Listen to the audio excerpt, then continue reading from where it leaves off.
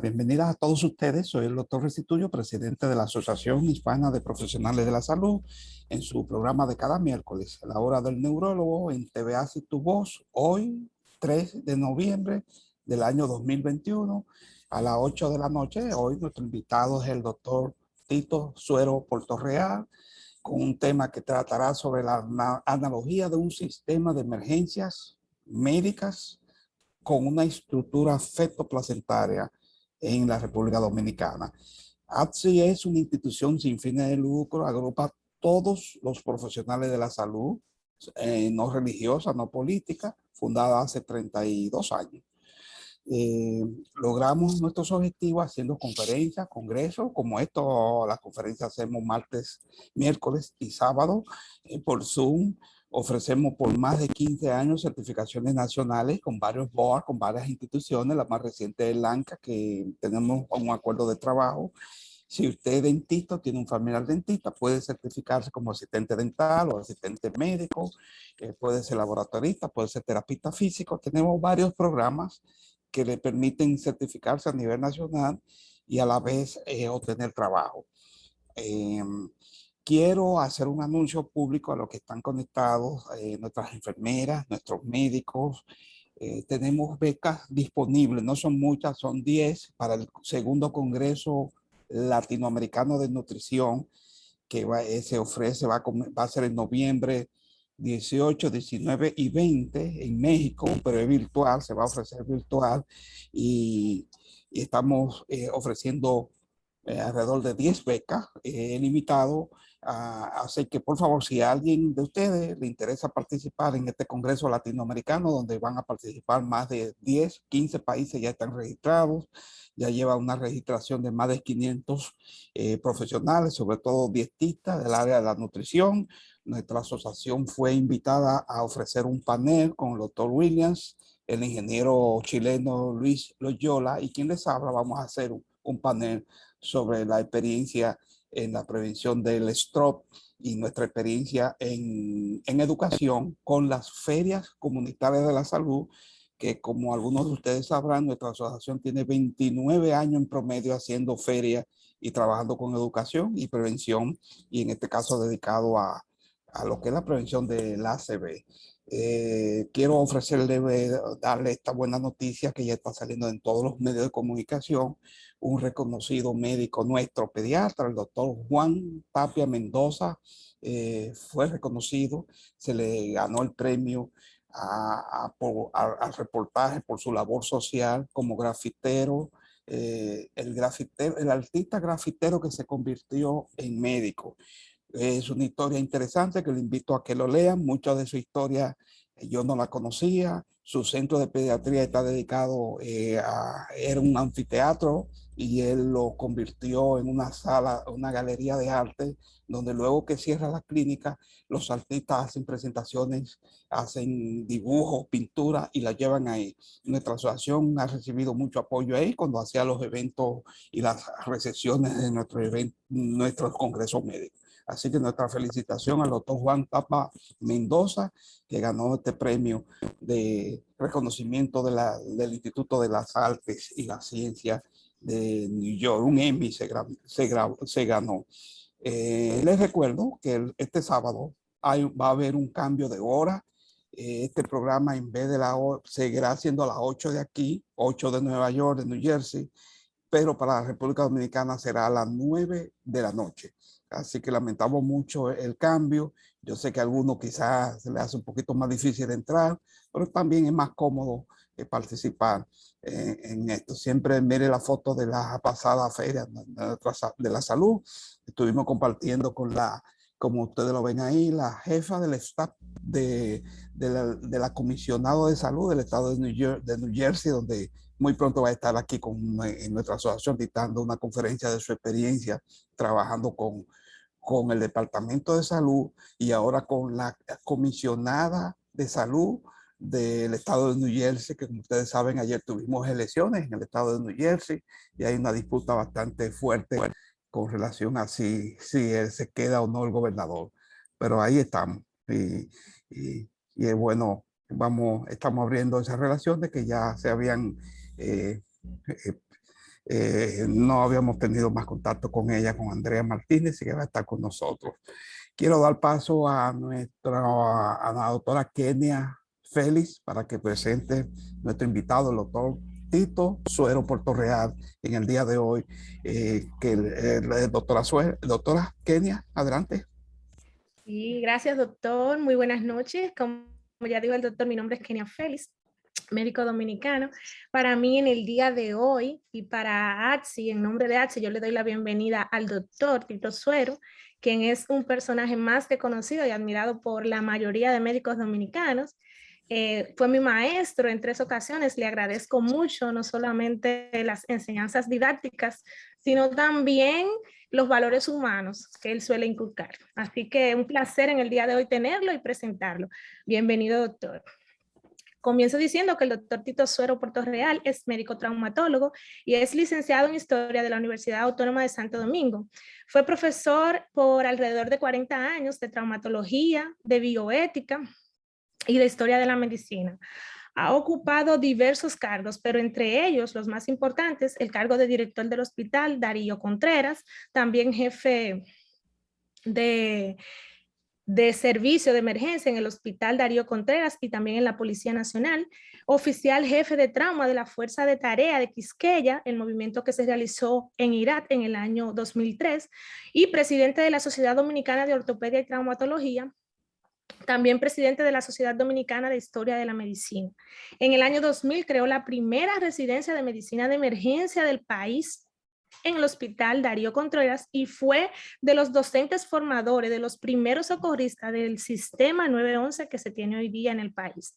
En la actualidad, el doctor imparte docencia en las residencias de emergenciología, tanto del Hospital Darío Contreras como en el Hospital General de la Policía Nacional. El doctor Tito Suero Portorreal, con esta experiencia que tiene tan ardua, de más de 50 años como médico ortopedista, profesor universitario, profesor de residencias médicas, historiador, fundador del primer servicio de atención de emergencia y también de la primera residencia médica, como ya mencioné, nos estará hablando sobre el tópico de analogía de un sistema de emergencias médicas con una estructura fetoplacentaria en República Dominicana. Así que vamos a permitir que usted desarrolle, doctor, su tema en el día de hoy. Bienvenido y el espacio de APSI es todo suyo. Sí, saludos. Estoy hablando en nombre del doctor Suero. Él tiene problemas para conectarse ahora. Eso estaba escribiendo por el chat, pero ya están asistiéndolo con eso. Ok, ok. Sí, disculpen el inconveniente. No se preocupe. No hay problema, le esperamos. ¿Cómo no? ¿Va a compartir imágenes, Indira? Ella, es decir, que ahora ya puede comenzar su exposición sobre el tema de hoy. Bueno, realmente mi propósito es hacer una breve reseña. Yo tenía 2 cosas pendientes. Una era con relación a los sistemas de emergencia médica en República Dominicana y el otro sobre una breve biografía del doctor Darío Contreras. Claro. Como se ha ido el tiempo en este problema, yo voy a tratar de dar una especie de pincelada acerca de lo que yo quería presentar. Y es que con relación a lo que es un sistema de emergencia médica y una comparación, una analogía con una estructura fetoplacentaria. O sea que parecería un poco chocante que nosotros relacionemos la emergencia médica con una estructura fetoplacentaria. Bueno, pero vamos a hacer una especie de esbozo de cómo hemos ido discurriendo mentalmente en el tiempo desde que nosotros entramos como practicantes, estudiantes de medicina en 1963 al Hospital Darío Contreras. Como era costumbre, me asignaron, como a todos los estudiantes que entraban a practicar en el hospital, no había residencia en esa época, ¿no? Entramos al hospital y donde nos asignaron fue a la emergencia, como era la costumbre. Ahí uno aprendía a hacer suturas y esas cosas. Y ahí en la emergencia tuve mi primera e inolvidable experiencia, por lo traumático e impactante que resultó. A pesar de haber rotado por otro departamento en toda mi vida estudiantil,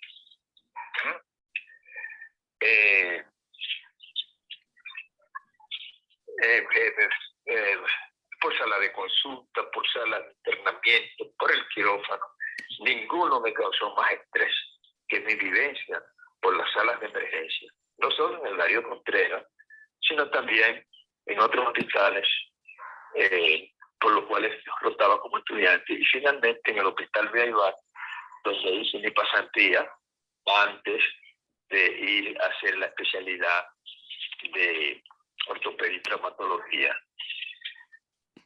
Cuando me fui a hacer la especialidad ya en el Instituto Pirogov de Moscú, el hospital de trauma tenía como la parte más importante en la emergencia. La emergencia era la niña bonita del hospital del Instituto Pirogov. Me decía el profesor Grom, dice, es que la emergencia es la vitrina del hospital. La emergencia es lo que representa el hospital. Y entonces yo me puse a pensar lo que yo vivía en la emergencia de los hospitales de mi país. Y yo llegué a la conclusión de que aquí, en nuestro país, la emergencia era una especie como de lugar de castigo. Un lugar de castigo donde se enviaba al personal que incumplía o era incompetente en otras áreas.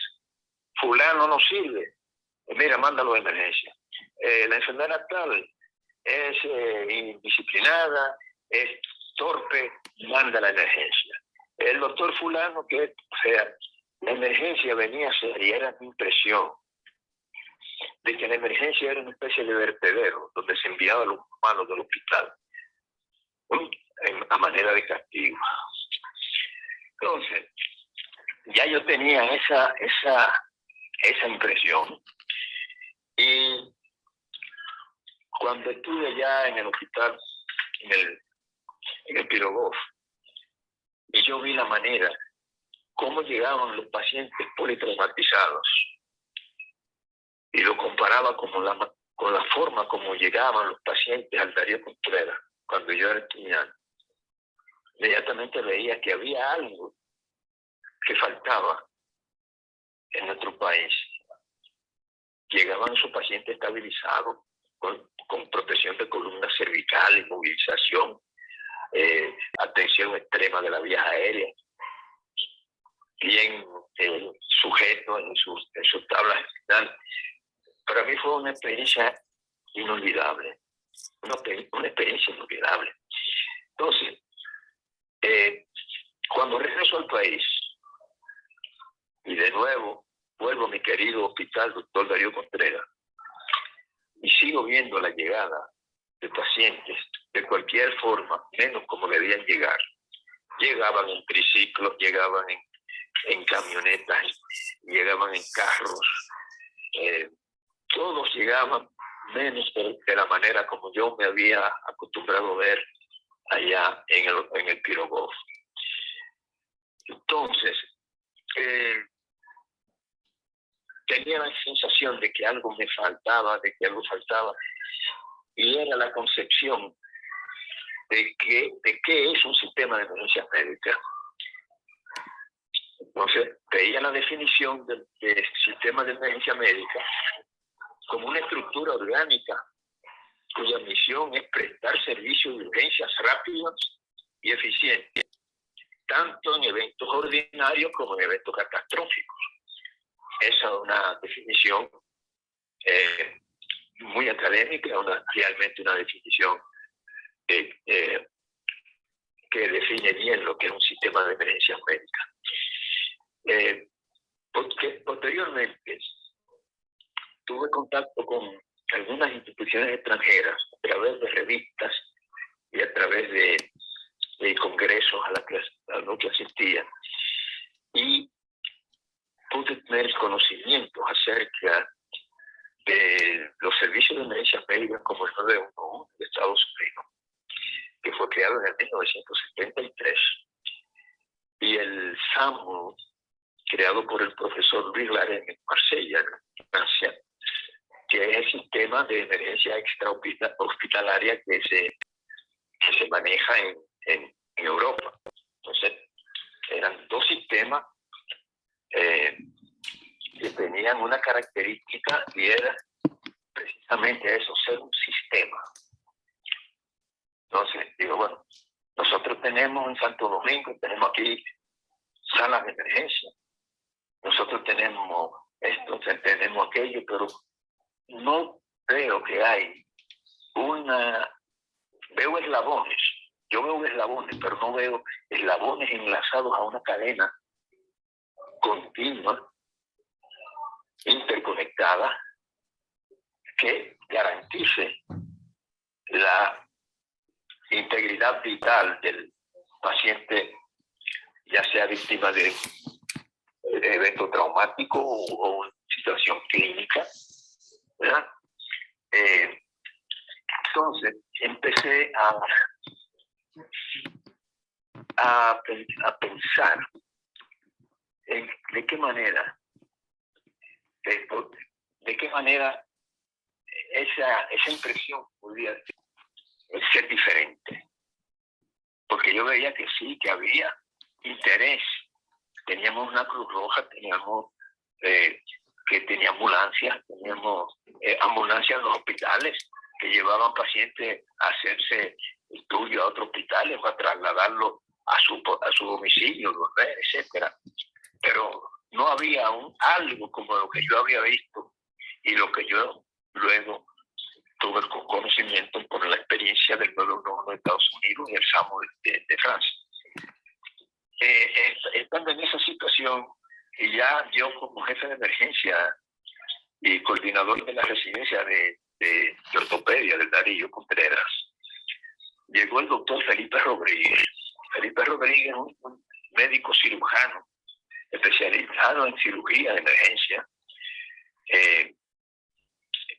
que ejerce en Massachusetts, está en relación académica con la Universidad de Massachusetts.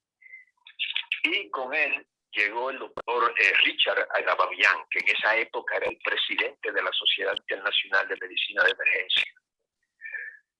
Y la impresión que tuvieron esos dos visitantes fue que en nuestro país no existía un sistema nacional de emergencias médicas real, sino eslabones aislados de una cadena asistencial inexistente. Era más o menos lo que yo tenía pensado o había pensado, pero que no había todavía orquestado de una manera clara. Pero con esas conversaciones con el doctor Agababian y con el doctor Felipe Rodríguez, ya las cosas se me estaban aclarando. Llegué a entender lo que querían decir esos expertos y la oportunidad para terminar una idea que fuera materializable. Y esa idea me terminó de surgir en el 1993, cuando yo era director del hospital, el doctor Darío Contreras. Y él recibía a la paramédico Zaida Gómez Mirabal, paramédico que estaba en la Defensa Civil de Santo Domingo, pero estaba recién llegada de Puerto Rico, donde ella se había formado como paramédico y tenía mucha experiencia en lo que es la atención prehospitalaria.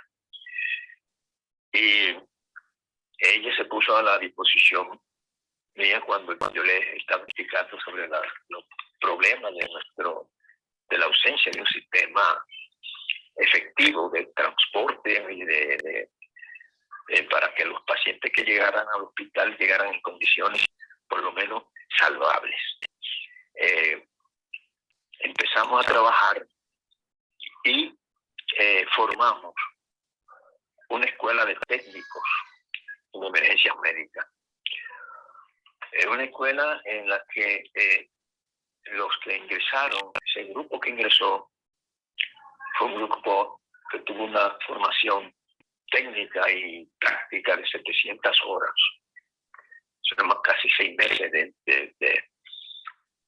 clases y práctica, que incluía hasta saltos a rapel, rescate en espacio confinado, rescate en altura, rescate en acuático, toda una serie de cosas. Pero fundamentalmente formarlo como técnico en emergencia para la atención de pacientes en el escenario extra hospitalario. Entonces,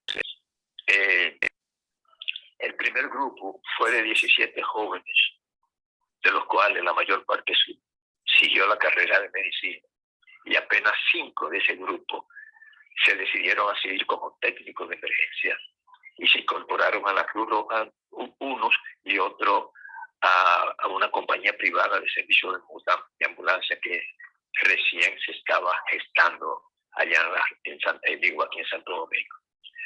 A partir de esa experiencia, mi interés creciente en comprender mejor la naturaleza íntima de un sistema nacional de emergencias médicas me puso a pensar, y de esa larga reflexión me surgió la idea de establecer un símil o analogía comparativa de un sistema de emergencias médicas con una estructura feto-placentaria. Esa analogía yo la expresé, la externé cuando participé en el primer congreso de medicina de emergencia que se realizó en Acapulco en el año 1995. Me invitó el mismo profesor Acababián y el profesor Rodríguez, y ahí yo presenté un trabajo sobre sistemas de emergencias médicas o un proyecto de emergencias médicas para la República Dominicana. Y ahí yo les hablé de lo que yo concebía como una analogía, una comparación de un sistema de emergencias médicas con una estructura feto-placentaria. Ellos ya reñían, pero ven acá, pero explícame qué relación hay en eso. Entonces yo le dije, miren, cuando hablamos de una estructura feto-placentaria, nosotros tenemos por un lado un feto que está desarrollando. Ese feto está conectado por un cordón umbilical a una placenta.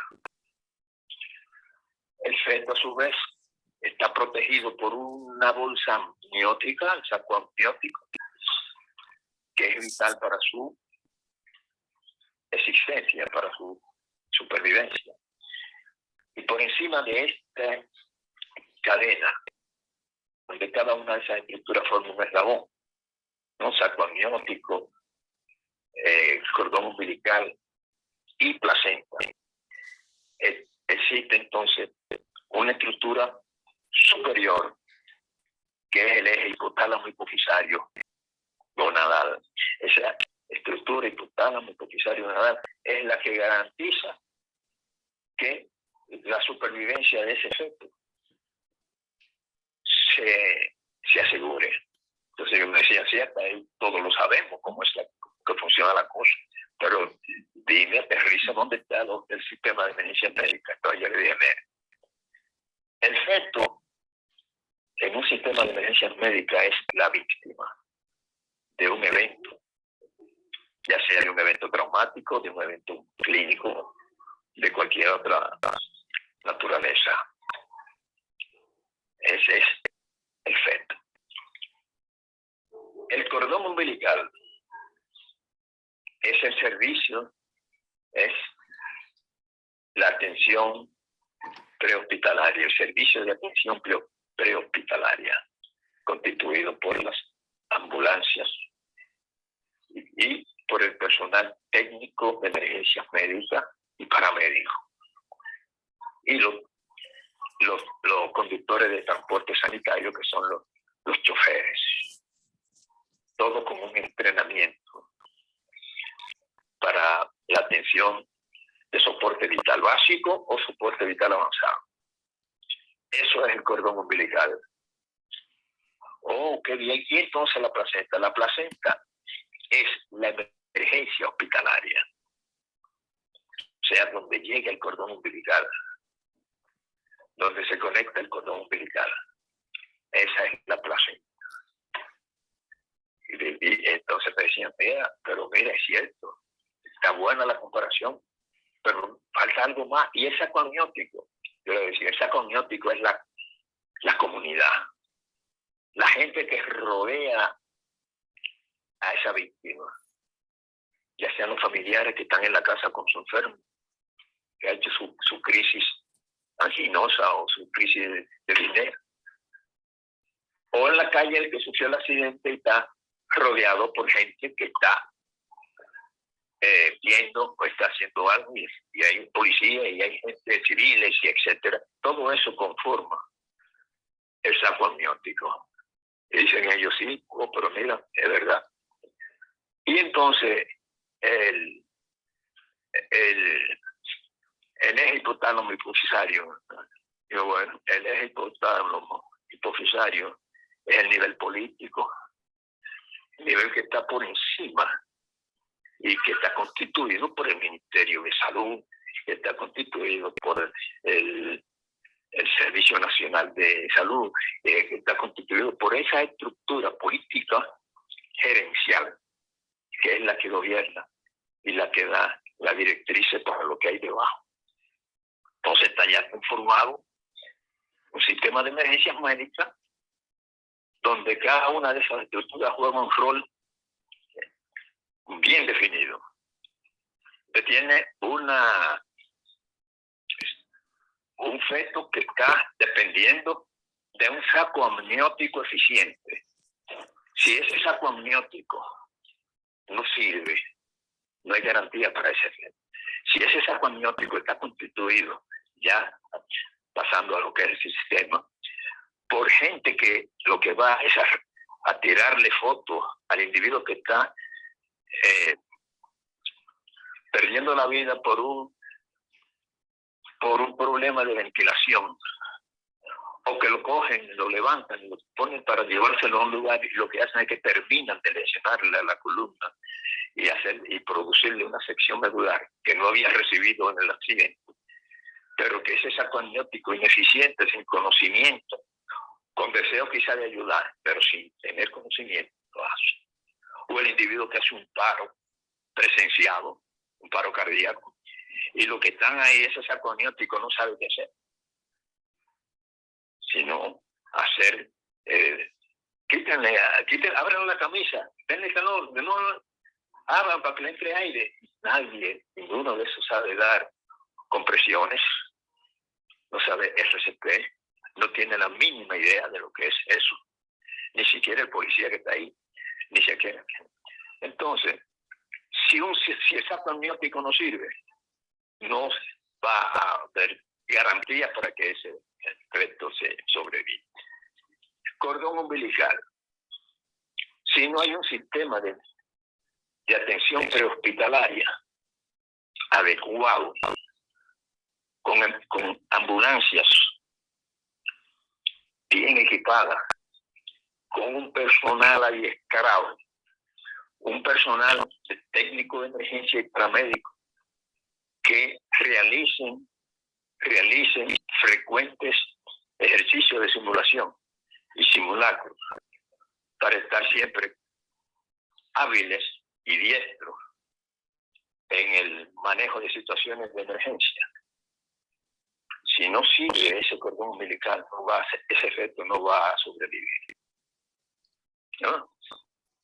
Entonces, si tenemos ambulancia de soporte vital básico, tenemos ambulancia de soporte vital avanzado, tenemos ambulancia de transporte básico simple, que era lo que había antes en el hospital, una ambulancia para un transporte básico, simple, pero solamente con un chofer que no sabía nada de lo que llevaba. Entonces, si ese saco amniótico sirve, garantizamos la vida de ese.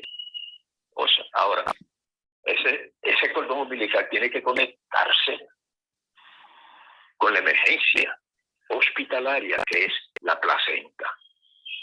Entonces, si esa placenta no funciona, si esa placenta está constituida por ese personal que yo les decía, del personal que se envía como castigo, y por encima de eso, por añadidura, se encuentra que no dispone de los recursos técnicos, materiales para hacer un manejo adecuado de situaciones críticas. Esa placenta es una placenta acreta, es una placenta desprendida, es algo que no va a garantizar esa vida. Entonces, si el nivel de arriba es un nivel ineficiente, ¿no? El nivel hipotálamo hipofisario, si es un ministerio de salud que no sabe lo que tiene entre manos, lo que se dedica es a la politiquería y a una serie de cosas que no, y a complacer a los compañeros del partido que tienen que estar ahí, aunque no sepan, pero que se ganaron eso porque trabajaron en las elecciones. Ahí nos vamos a tener entonces un nivel hipotálamo hipofisario eficiente. Eso tampoco va a garantizar. Entonces, nosotros empezamos ya a trabajar con el cordón umbilical, formando los técnicos que les dije, que empezamos en el 1993, y la escuela siguió formando técnicos hasta entrada ahora del COVID, en el 2019, en que ya cesó la escuela técnica de técnico de emergencia y logramos que la Universidad Autónoma de Santo Domingo se interesara en eso y se formó la carrera de técnico superior de emergencias médicas que tiene la Universidad Autónoma de Santo Domingo ahora. Una carrera de 2 años para la formación de técnicos en emergencias médicas. O sea que ya tenemos un cordón umbilical más o menos en formación. Y en cuanto a lo que es la placenta, nosotros colaboramos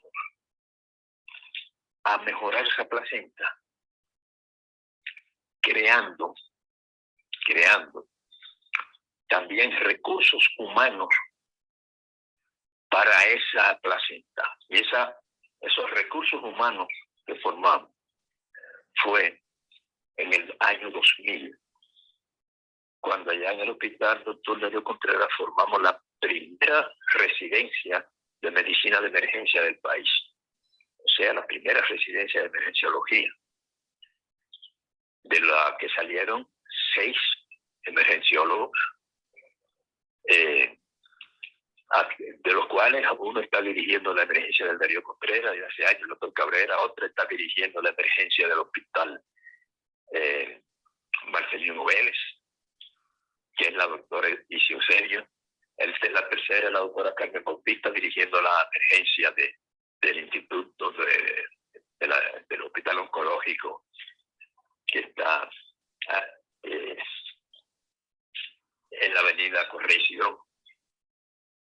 Y a partir de ahí se han ido formando médicos emergenciólogos, hasta el punto que ahora mismo existen en el país aproximadamente unas 10 o 12 residencias de emergenciología. Y se están formando médicos emergenciólogos con todos los criterios, con todo el perfil de un médico ya que está claro en que su escenario no es el consultorio ni el quirófano, sino que su escenario su lugar de combate es la emergencia. Y con esa filosofía, esos residentes de todos esos hospitales, y el último que se incluyó ahora fue el Hospital de la Policía Nacional, y el de la Fuerza Aérea está en camino también, para ir formando esos recursos humanos. O sea que ya la placenta tiene recursos con que manejar esa situación de emergencia. Entonces, ya tenemos estructurados los eslabones conectados uno con otro. Desde el saco amniótico, cordón umbilical y placenta. Entonces, a nivel superior, a nivel del eje hipotálamo hipofisario, o sea, a nivel de la estructura política gerencial, ya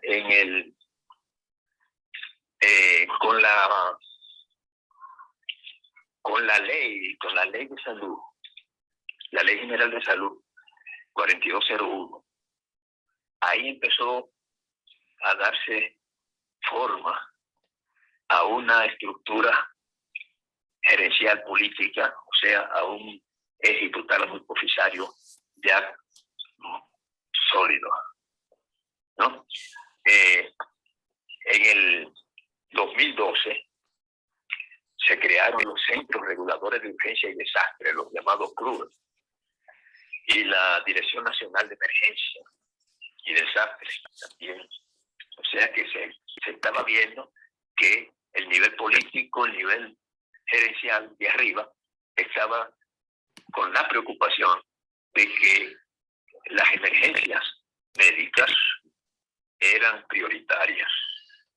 Y así vemos cómo en el 2015 se establece un reglamento técnico para la habilitación de ambulancias terrestres. O sea, existe ya aquí en República Dominicana un reglamento para habilitar ambulancias, así como se hace, hay un reglamento ministerial para la habilitación de hospitales y de clínicas, para ser acreditados como tales. También están las ambulancias. Ya no es cualquier cosa que con la foto de un candidato, con la cuando donado por donado, sino que tiene que tener hasta lo que está escrito fuera y lo que está dentro. Si es una ambulancia de soporte vital básico, debe tener una serie de elementos que ya están establecidos en ese reglamento de habilitación. Entonces, eso fue sumamente importante. Y para darle ya el punto que va a ser ese eje hipotálamo hipofisario, un eje hipotálamo hipofisario verdaderamente eficiente, fue la creación en el 2013, mediante la ley 140-13, el sistema 911. Ya con ese sistema 911 formado, y todas las otras estructuras, y ya con una filosofía diferente en cuanto a lo que es la atención prehospitalaria, lo único que hay es darle forma a todo eso, que el saco amniótico sea fortalecido mediante cursos a nivel de las escuelas, enseñarla mediante la prensa, mediante las radios constantemente, no cuando haya ciclones y cosas que no, sino día tras día hablarle a la gente de qué hacer en caso de un evento con una víctima, qué hacer, cómo poner en movimiento lo que es la cadena de emergencia, llamando al 911, cómo hablarlo, cómo proteger a una víctima en lo que llega en la unidad del 911. Todo eso es un desafío enorme para las autoridades del nivel hipotálamo hipofisario. Hacer eso si logramos ir mejorando todo eso, que en los comercios, en los centros comerciales, haya un desfibrilador en la pared y que la gente sepa cómo aplicarlo. Ese sería un paso importantísimo. Y todo eso forma parte del saco amniótico. Policía que sepa cómo hacer un perimetraje rápidamente en caso de un accidente. Y ese mismo policía que sepa desde hacer aplicar maniobras de resucitación o reanimación hasta hacer un parto, si se presenta la situación. O sea, ese saco amniótico hay que darle forma en base a la concientización que desde las escuelas se consiguen. Entonces, esa es más o menos lo que es el concepto que tenemos de lo que es un sistema de emergencia médica nacional. Eso es más o menos lo que quería darles a ustedes de manera breve y un poco tardío y un poco informal debido al problema de internet. Muy bien. Profesor. Muy bien. Adelante, Williams. Profesor, nosotros le agradecemos inmensamente todo el esfuerzo que ustedes han puesto en hacer esta conversación esta noche con nosotros. Y a pesar de todas las circunstancias aberrantes que usted navegó, siguió aportando siempre para mejorar el conocimiento y el manejo de las emergencias en la República Dominicana. Me alegra saber que finalmente la Universidad Autónoma aceptó hacer la Escuela de Técnicos de Emergencia, como se había estado gestionando por tanto tiempo. También eso tiene que, una parte del eslabón de la cadena que está faltando es que, como usted mencionó, que se haga concientización a nivel de la población para que la gente use el sistema de emergencia y sepa que el sistema de emergencia está disponible y que no tienen que irse al hospital en el carro de concho, ni que tienen que llevarlo en la motocicleta. Sí. Sino que lleguen a nivel de la emergencia con la ambulancia. Para ser parte de su recuento histórico, quiero comentar. Yo estaba en el Darío Contreras cuando usted estaba ahí. Yo estaba ya en los años 70. El doctor Camasta era uno de los profesores de ortopedia también con nosotros. Y murió lamentablemente hace poco. Sí. Fue uno de los grandes profesores que comenzó con usted esa experiencia. H también. O sea, que nosotros tenemos conciencia de eso, de todo ese esfuerzo, y ojalá que podamos seguir expandiendo esa idea de que las emergencias siguen siendo emergencias y salvan vidas cuando se manejan de manera correcta.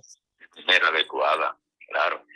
Y que es todo un sistema elabonado, enlazado uno con otro.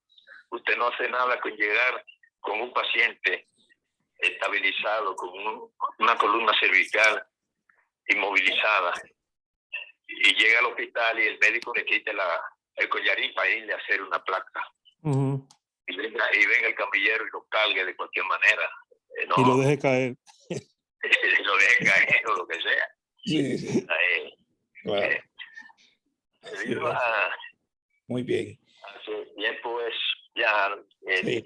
Vamos a permitir, profesor, si nos permite su tiempo, ya pueden abrir su micrófono el que quiera levantar la mano o abrir su micrófono. Gracias. Puede hacer una pregunta. Doctor Ramírez en Massachusetts. Adelante, Carlos. Gracias. Doctor Tito Suero, bienvenido y gracias. Tengo tiempo que no veo al profesor.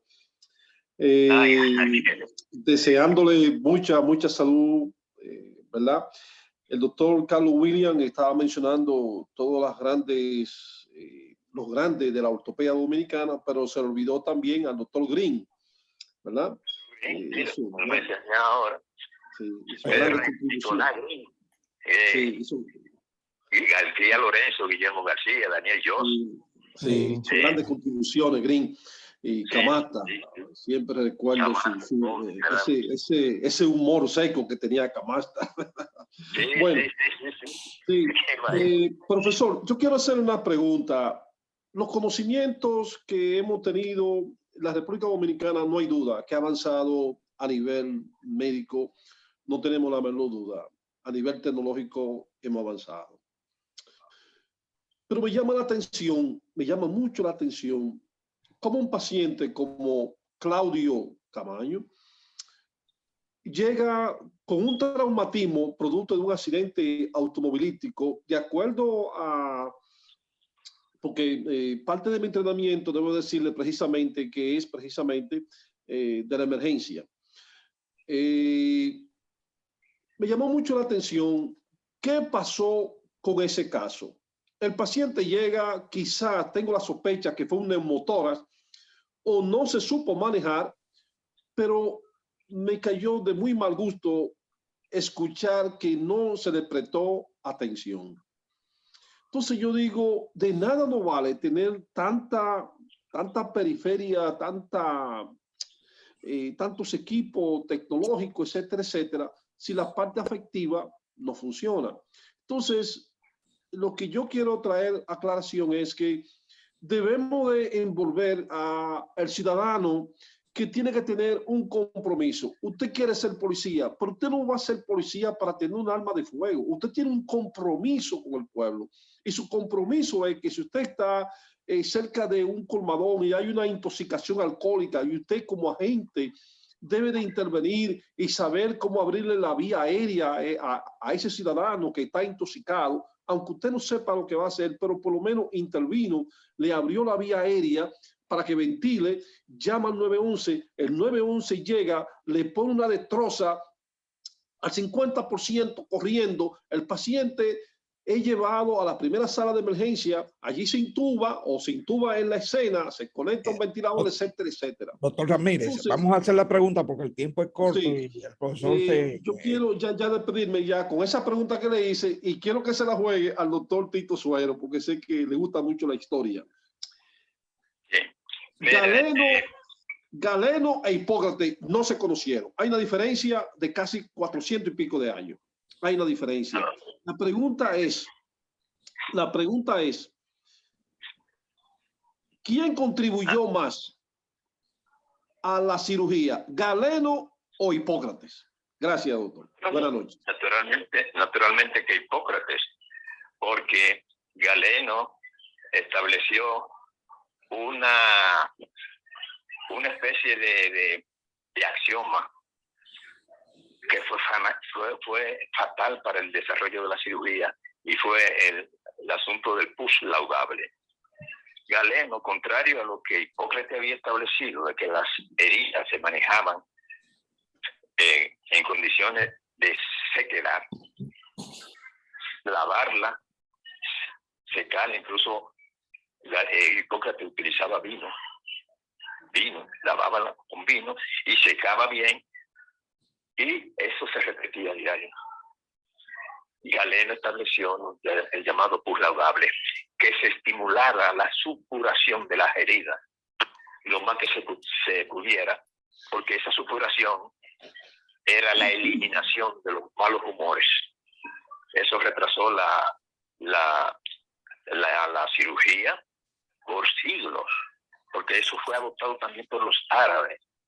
Adoptaron ese galenismo, a pesar de los grandes aportes que hicieron los árabes, sobre todo en la terapéutica, porque los árabes fueron los creadores de la alquimia, ¿no? Pero creían en esa, y eso fue fatal establecer que no, que mire qué bonito está esa herida, como está supurando, mira cuánta pus, métele aceite, métele esto, y le decían cosas para estimular, hasta que ya Ambrosio Paré, ya en pleno Renacimiento, eliminó eso y la cirugía cogió otro rumbo. Mira, con relación a lo de Claudio, yo participé, fue con el doctor Bernardo de Filló, el cirujano torácico, en la investigación del caso. Yo tenía con Claudio Camaño, sobre todo con Vicenta Vélez, que era con la compañera sentimental del coronel Camaño, y yo la conocí allí en La Habana. Incluso uno de los hijos de Camaño tuvo una fractura no desplazada de cole. La llevaron allá al hospital Fran País y yo estuve dentro de lo que hicimos la manipulación, esas cosas, y nos hicimos muy amigos luego. Cuando ocurre la cuestión esta me ponen en la comisión, hicimos un estudio profundo. Miren, señores, el problema del trauma, es un problema mucho más complejo que el simple evento del impacto. El problema del trauma es la respuesta del organismo para llevar a su lugar las cosas. Y en esa respuesta, el organismo agota sus recursos enzimáticos fundamentales y de repente se queda sin nada. Y se llega incluso a la coagulación intravascular diseminada, que los clínicos y los intensivólogos lo saben. Claudio tenía antecedentes de 2 infartos. Pero fue una neumotórax, doctor. Fue una neumotórax. Mira, hubo una en la UCE, se llegó a poner un tubo de pecho, pero ya el compromiso que tenía Claudio era bastante. A él lo atendieron allá en el lugar del accidente, en Baní, me parece, pero después lo trasladaron en ambulancia y toda una serie de cuestiones, pero ese organismo ya estaba respondiendo a un trauma que fue bastante duro, fue un impacto tremendo en un hombre de 70 años, ya eso, a pesar de su gran fortaleza física, pero ya era un organismo cuyos recursos de respuesta a un impacto de esa naturaleza no garantizaban que fuera muy fácil sacarlo a flote. Claro, hubo algunas cosas, ¿no? Que cuando llegó aquí a Fedimán, que yo cuánto, que la ambulancia estuvo afuera ahí con él hasta que decidieron, y después no tuvo entrada y tuvieron que llevarla a la UCI. Todos esos son factores que crean situaciones desagradables. Entiendo. Pero es tremendo. Vamos a permitir una otra pregunta más. ¿Alguien que quiera hacer un comentario o pregunta al profesor Suero, Tito Suero? ¿Alguien más? Puede abrir su micrófono el que desee hacer algún comentario. Doctor, no le estoy viendo la cara, ni exactamente. Profesor Suero, lo quiero preguntar, ¿cómo usted valora el desarrollo del sistema 911 en la República Dominicana en su época actual? Fíjate.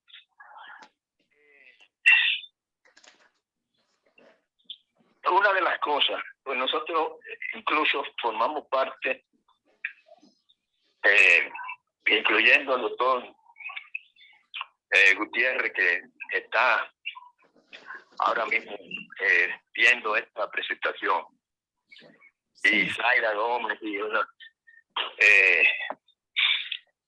estuvimos junto con el personal de la OPS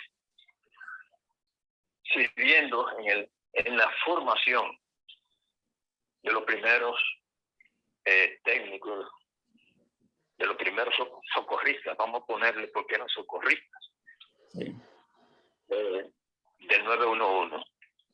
Y se estaba trabajando en eso, pero señores, las cosas hay que hacerlas lo mejor posible y no acelerarlo. O sea, llegó un momento, y eso ya fue una cosa que para mí no debió ser así, que el deseo de llevar el sistema a todas partes lo más rápido posible, como una especie de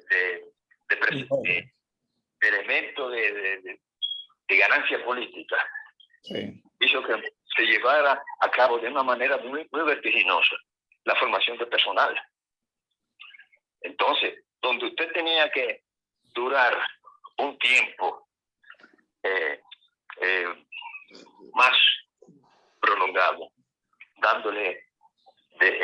desarrollándole destrezas y habilidades a ese personal, había que, no, rápido, vamos ahora para Santiago, y vamos a formar a la gente de Santiago, con todas las dificultades. El servicio ha ido mejorando. ¿Por qué? Porque el saco amniótico, la gente ya va conociendo, porque al principio la mayoría de las llamadas que se hacían al 911 era para pedir pizza, póngame un disco de que yo quién, relajando, la gente relajando. sí. O sea, imagínense.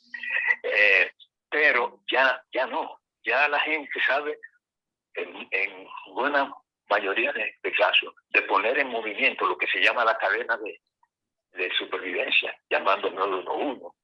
Y ya saben que cuando llaman, le van a decir cierre y volver, y digan el número y llamamos ahora de nuevo. Porque muchas llamadas son, como en Estados Unidos, en todas partes del mundo hay gente que llama por joder, como dice. Sí. Pero ha mejorado, pero todavía falta demasiado. Y hay que pagarle bien a esa gente. Que no... Sí, los salarios. Hay que pagarle bien porque es un personal que vive en alto riesgo. No. A veces el 911 llega a zonas. Bueno, en una ocasión quemaron una ambulancia y tuvieron que salir corriendo los técnicos y la cosa y lo apedrearon de que porque llegaron tarde. Pero ya ustedes saben, por unas lomas de ahí, de cerca de Catanga, por ahí. O sea que no es fácil.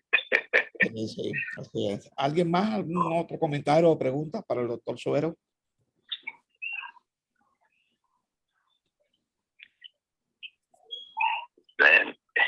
Gracias, Sí. profesor, por su participación y su paciencia con nosotros esta noche.